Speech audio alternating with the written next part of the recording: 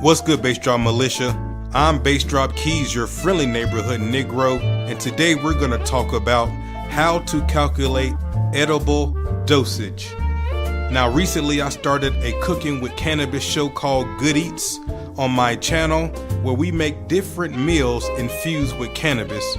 Because of this, I've been getting a lot of questions on how to calculate edible dosage, so let's go ahead and get into this.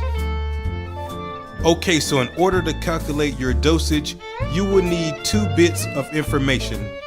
You'll need to know the THC percentage of your cannabis, and also you need to know how many grams of cannabis you'll be using to make your edibles.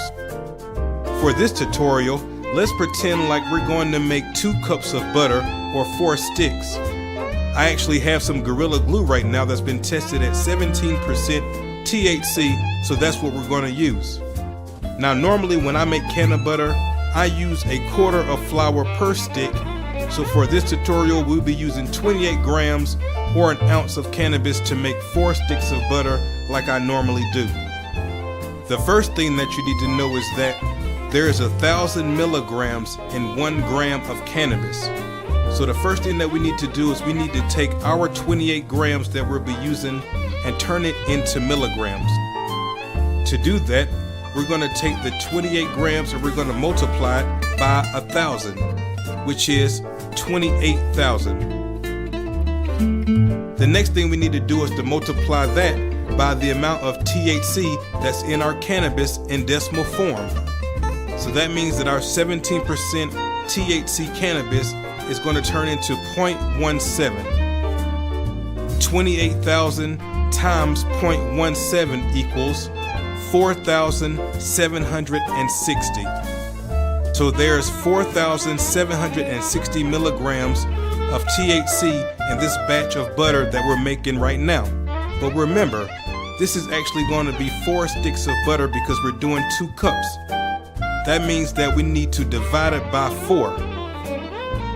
That means that each stick of butter is actually 1,190 milligrams of THC. But let's go further. Let's say that we're going to make brownies, and your brownie recipe calls for 1/2 stick of butter.